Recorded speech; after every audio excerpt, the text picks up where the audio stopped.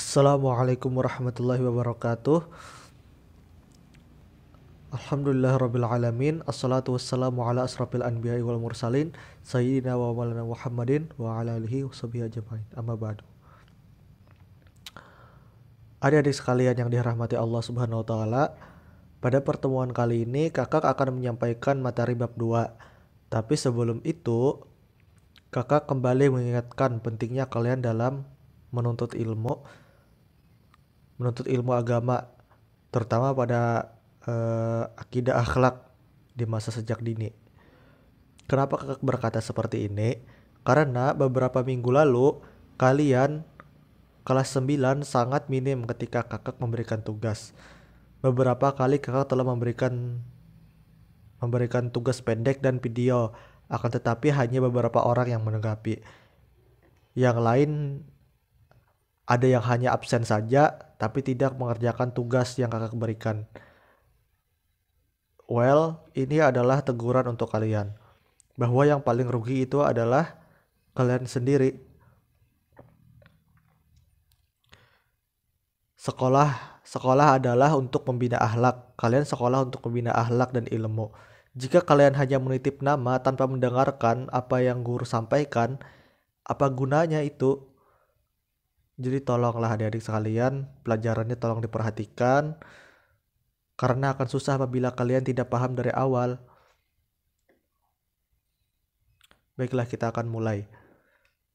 Judul babnya adalah Bab 2, peristiwa alam gaib yang berhubungan dengan hari akhir. Oke, kita masuk pada materinya. Yang pertama, alam barzah. Alam barzah yaitu adalah alam kubur, tempat manusia meninggal dunia. Di alam kubur, jika manusia telah meninggal, maka akan diperlihatkan kedamaian, kesejukan, keindahan, dan segala kebahagiaan dalamnya jika ia termasuk golongan orang-orang yang masuk surga. Tetapi sebaliknya, apabila manusia tersebut meninggal di alam kubur, ditampakkan berbagai macam penderitaan, siksaan, itu menandakan bahwa manusia tersebut akan masuk neraka. Dan adik-adik sekalian, awal mula kenikmatan atau siksaan itu adalah ketika ia bertemu dengan malaikat Mungkar dan Nangkir.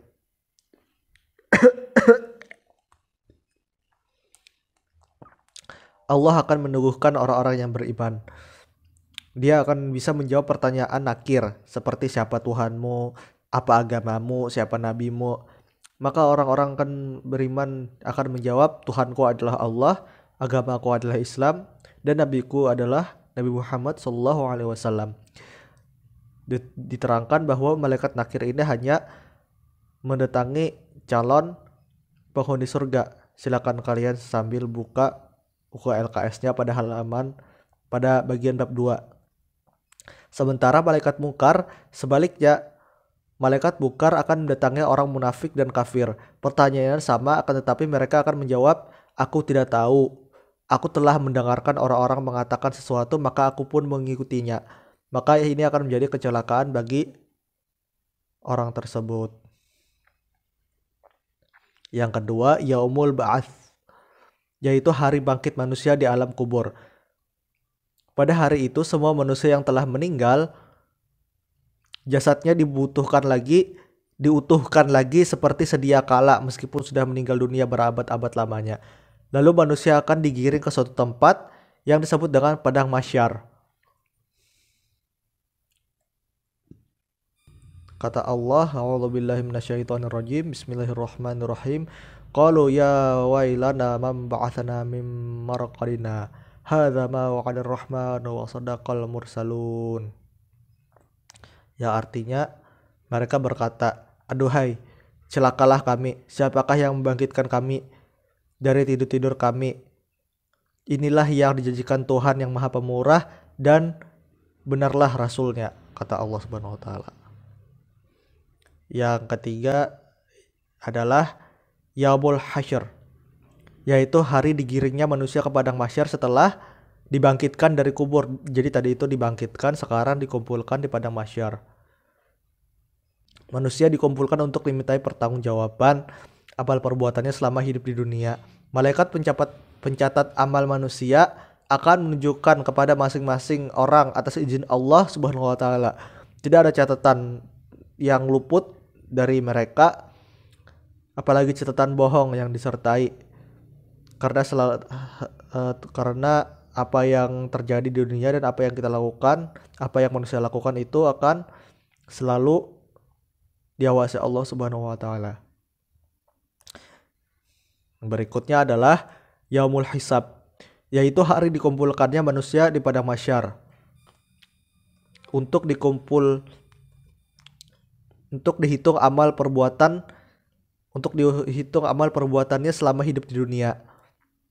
Semua anggota tubuh akan berbicara sendiri tanpa disuruh orang dan tanpa ditanyai. Malaikat sebagai pengawas ketika semua anggota tubuh bicara untuk mempertanggungjawabkan perbuatan manusia akan memilikinya.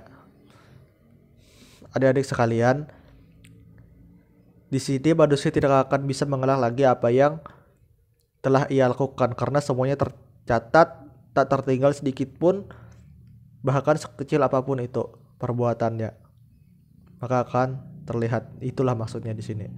Yang berikutnya adalah yaumul mizan, yaitu hari dikumpulkannya manusia di padang mahsyar untuk ditimbang amalnya selama hidup di dunia.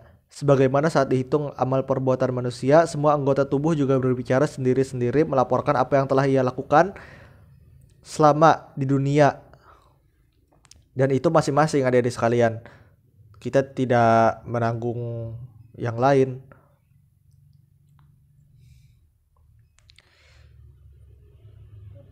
Allah berfirman, A'udzubillahi minasyaitonirrajim, Bismillahirrahmanirrahim. Wal wastu yawma idzinil haqqu. Wal wastu yawma idzil haqqu faman thaqulat mawazinuh faulaika humul muflihun. Timbangan pada hari itu ialah kebenaran, keadilan. Maka barang siapa berat timbangan kebaikannya, maka mereka itulah orang-orang yang beruntung. Berarti bila amal kebaikannya itu berat, adik-adik sekalian, maka ia akan masuk surga. Apabila timbangan amalnya itu sedikit sementara dosanya banyak, maka akan sebaliknya. Yaumul jaza. Yang berikutnya adalah yaumul jaza, artinya hari pembalasan. Yaumul jaza itu adalah hari di mana manusia akan mendapatkan apa yang telah ia kerjakan selama hidup di dunia. Kata Allah di surah Al-Zalzalah, "Faman ya'mal mithqala dzarratin khairan yarah, wa man ya'mal mithqala dzarratin syarran yarah." Yang artinya, barang siapa yang mengerjakan kebaikan seberat zarah pun, niscaya ia akan melihat balasannya. Dan barang siapa yang mengerjakan kejahatan sebesar zarah pun, niscaya ia pun akan melihat balasannya pula. Oke. Yang berikutnya adalah surga dan neraka. Surga adalah sebutan sebuah tempat yang penuh kenikmatan dan kebahagiaan di akhir. Surga disediakan bagi orang-orang yang bertakwa kepada Allah Subhanahu wa taala. Gambaran kenikmatan surga itu sebagaimana ditegaskan dalam firman Allah Subhanahu wa taala, yang artinya sesungguhnya Allah memasukkan orang-orang beriman dan mengerjakan amal soleh ke dalam surga-surga yang di bawahnya mengalir sungai-sungai. Di surga itu mereka diberi perhiasan dengan gelang-gelang dari emas dan mutiara, dan pakaian mereka adalah sutra. Surah Al-Hajj ayat 23. Yang berikutnya adalah neraka. Neraka adalah sebutan sebuah tempat yang penuh penderitaan dan siksaan bagi orang-orang yang durhaka dan mengingkari hukum-hukum Allah Subhanahu wa taala. Gambaran penderitaan di neraka diterangkan dalam firman Allah dalam surah Hud ayat 106, yang artinya, adapun orang-orang yang celaka, maka tempatnya di dalam neraka. Di dalamnya mereka mengeluarkan dan menarik nafas dengan merintih. Dan yang berikutnya adalah sirat.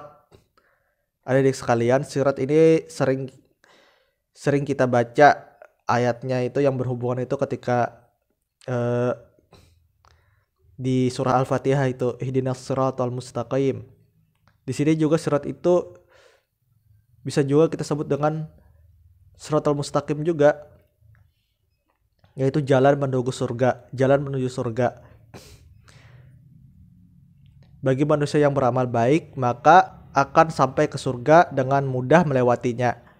Dan bagi orang yang beramal buruk, maka dia berjalan tidak akan sampai ke surga, akan tetapi jatuh ke jurang neraka. Nauzubillah, adik-adik sekalian, mudahan kita bisa melewati ini di hari akhir kemudian.